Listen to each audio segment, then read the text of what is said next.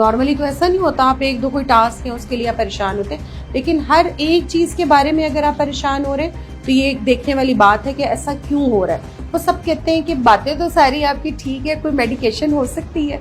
تو پہلے تو کبھی بھی آپ کو میڈیکیشن پہ فرسٹ اسٹیپ پہ نہیں جانا چاہیے. ہم نے پہلے یہ سمجھنا ہے کہ انزائٹی ہے کیا, ٹھیک ہے.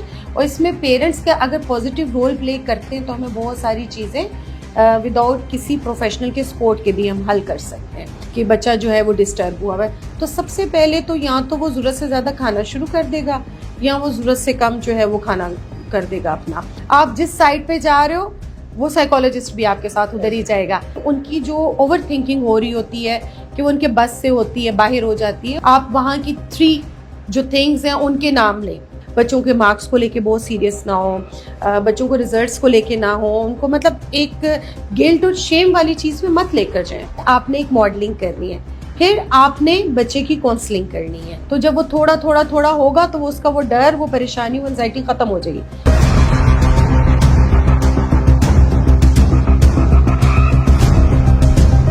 جی السلام علیکم ناظرین, آپ دیکھ رہے ہیں پروگرام تعلیم اور دنیا آن ASF ورلڈ ٹی وی. میں ہوں آپ کا میزبان راجہ حسن. ناظرین, ہمیشہ کی طرح ہم مخصوص ٹاپک پہ بات کرتے ہیں ہر جمعرات کو, اور آج ہم جس ٹاپک پہ بات کریں گے کہ بچوں کی جو ذہنی صحت کے بارے میں آگاہی کے حوالے سے ہم بات کریں گے. اور جیسا کہ آپ کو پتہ ہے کہ انگزائٹی یا لرننگ ڈسیبلٹی, ٹراما بھی کہا جا سکتا ہے, ایسی بیماریاں موجود ہیں, اور اس حوالے سے ہم بات کریں گے کہ ایسی بیماریوں کے کیسے حل ہم تلاش کر سکتے ہیں, اور جو ہماری روزمرہ کی زندگی ہے اور بچوں میں اس حوالے سے اس متعلق جو مسائل ہیں وہ ہم کس طرح گھر پہ لاگو کر سکتے ہیں.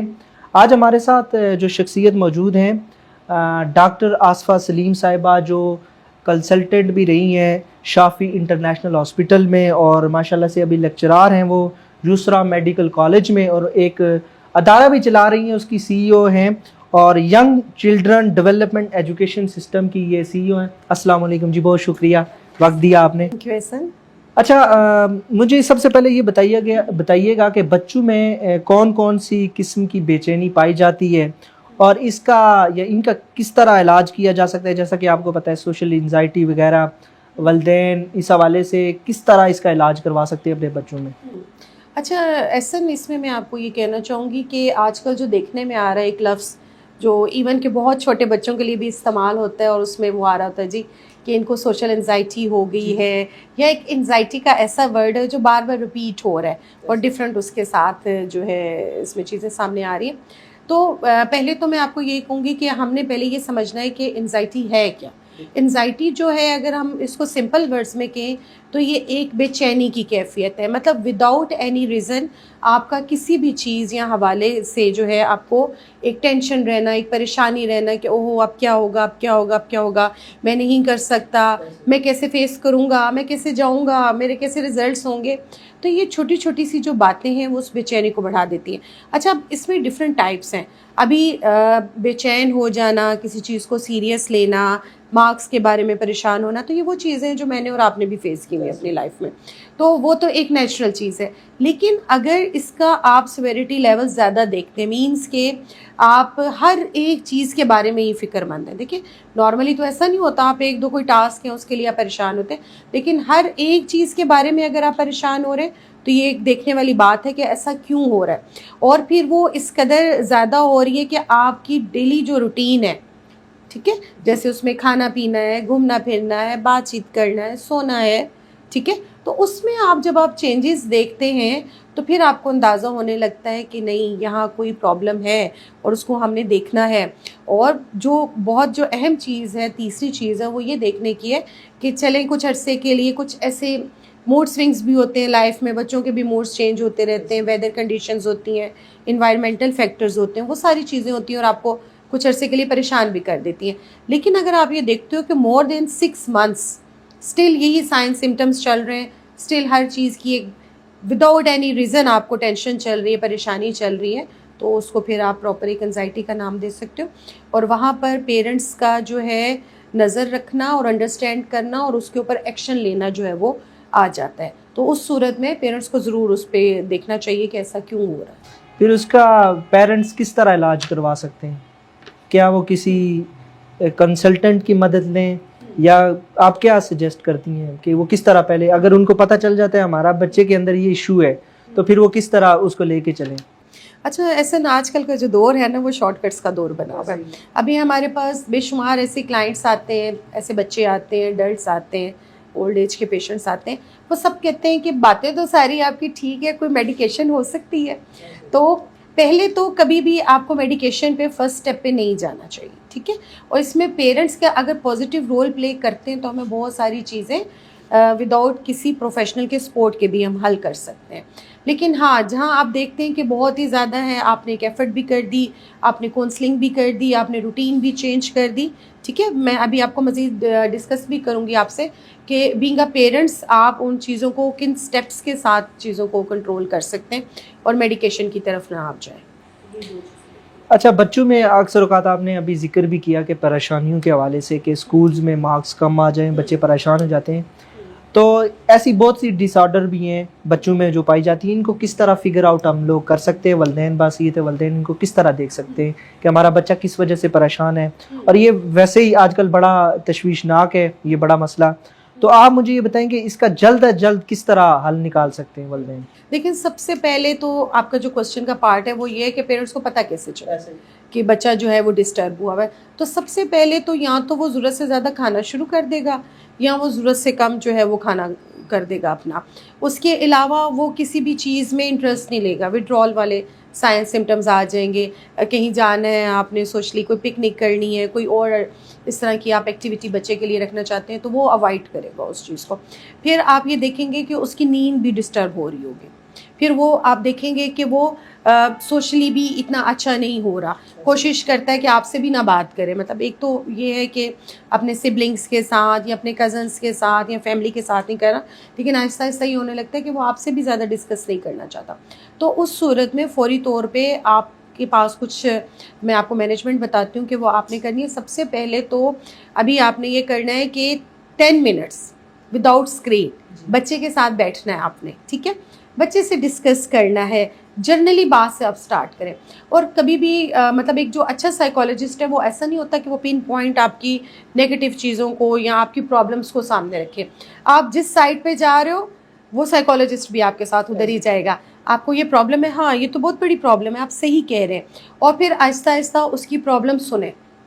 अगर तो आपको लगता है, देखिए कुछ तो वाकई जेन्युइन इश्यूज़ होते हैं और उसके लिए परेशानी, जैसे स्टार्टिंग में भी हमने डिस्कस किया, वो तो अपनी जगह पर है।